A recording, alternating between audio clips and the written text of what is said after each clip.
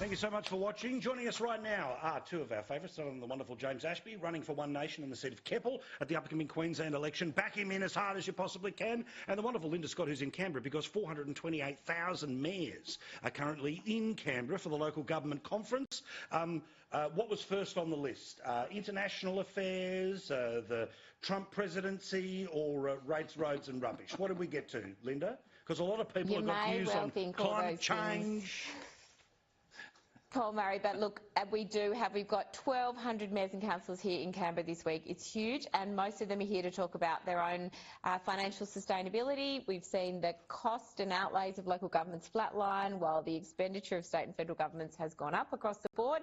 We're doing much more with less. We're very efficient, but we are not financially sustainable. We do need a bit more funding from the Commonwealth. All right, let's get to the poll. 54% of people saying Australia's heading in the wrong direction. Prime Minister disapproval. We can get into that. James, I'm deliberately going to make this an open question, but why do you think 54% of Australians now think we're headed in the wrong direction? A major change, even in the past 18 months.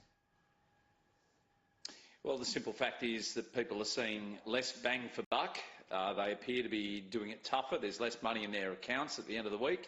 There's no savings. There's no money left over. The kids are suffering. The mums and dads are certainly cutting back on a raft of different measures. And if you actually click on the female contingent of those surveyed, they have a higher dislike to what's going on in society right now. So it's the women. The bloke's probably a little less likely to feel the pinch because they're probably not handling the pay packets.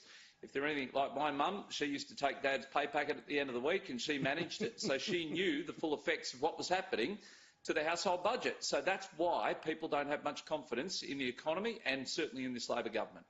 Linda, why do you think 54% of the country thinks we're headed in the wrong direction?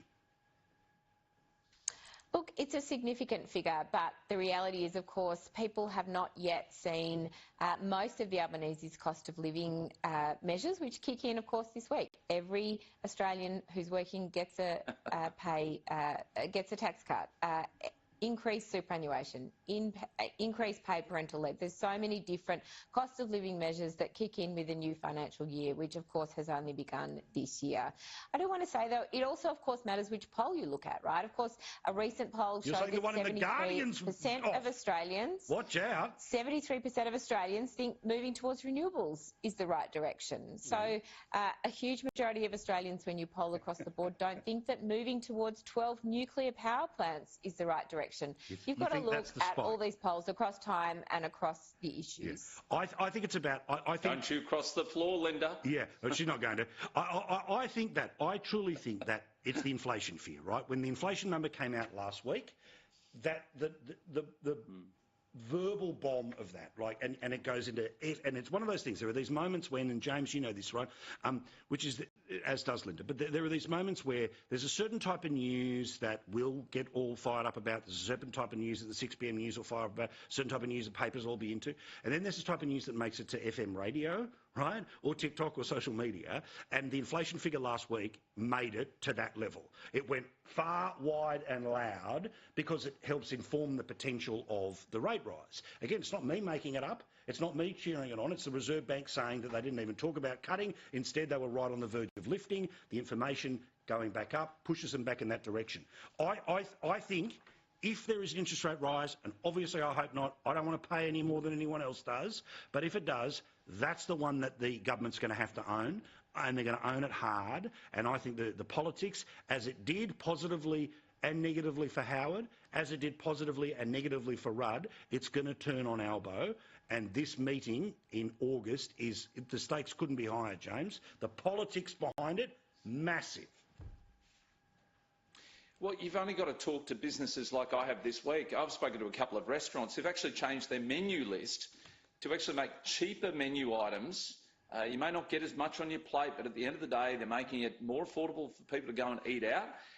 And if you go and talk to the bloke behind the counter at the butcher, he's telling you red meat sales are way down because people cannot afford the red meat at the moment because cost of living is just through the roof. More sausages, more chicken, more cheaper cuts. That's what people are going for to be able to sustain the family. It's hard now. You know, Coles used to run that ad, feed a family for $10. Good luck. You can't do it these days. And that's the pinch that people are feeling.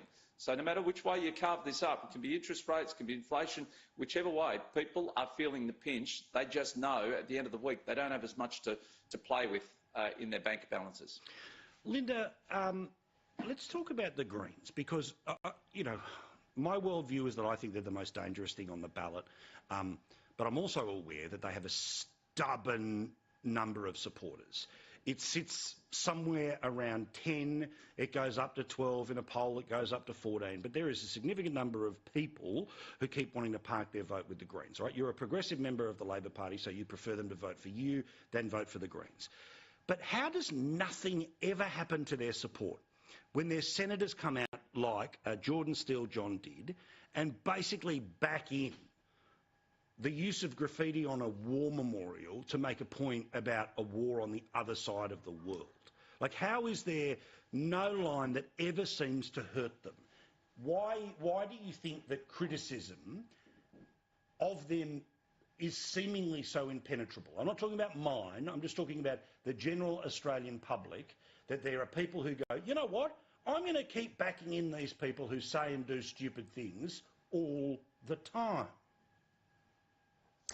Well, look, it is not new news, is it, that the Greens have taken some pretty nutty public policy positions, and I do agree with you that this is one of them. Obviously, as you know, I tried to get my own council, the City of Sydney, to remove hate speech graffiti in an hour. Unfortunately, Clover Moore voted that down, but you know, we do believe in removing graffiti, but I've had Greens on my own council say that we should just let graffiti run wild wherever it is, that it's just such a great feature of our cities, something that I certainly don't agree with. So, look, I mean, I think it is true, though, and you're right to identify that there are a group of rusted-on Greens voters, and that is something that's emerged in our lifetimes. They're pretty stuck on the Greens. They're not going to shift their vote.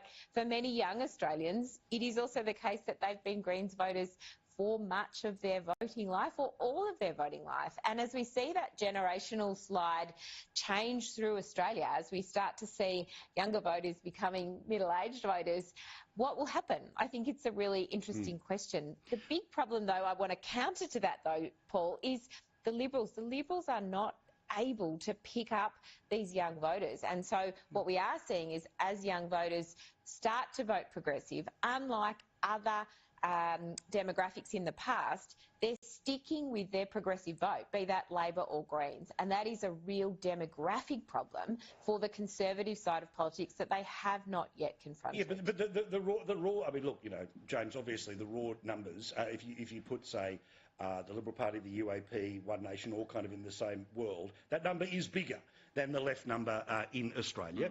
It's the preference discipline, in part, in and around the Greens that gets us there. I've got to go to a break in a second, but just a quick response to this here, James, about why they are seemingly so impenetrable. Because even, you know, the stories and criticism of them and this senator today about the graffiti, that was on the ABC, but it just bounces off like an arrow. Yeah, but the problem is, Linda, you say vote for Labor first, but the problem is you're saying vote Greens second. That's Labor's mantra. If you do preference arrangements with the Greens and you let them off lightly, you let them get away with everything, and that is the problem that we face today. The other big thing I'll recognise is the Greens play a very good game when it comes to door knocking. If you have a look at seats around Brisbane, they're knocking on doors left, right and centre, and I've seen young kids answer the doors, friends of mine who've got 18-year-olds just about to vote, and the 18-year-olds say, I'm going to vote for them. They seem like really nice people when they come to the door. Well, it helps when they're also saying a really good door-knocking game. Yeah, it also helps when, let's get the 16-year-old vote and let's legalise pot. I mean, all of that is part of the issue too. Yeah. Thank you, mate. Appreciate it. All right, quick break.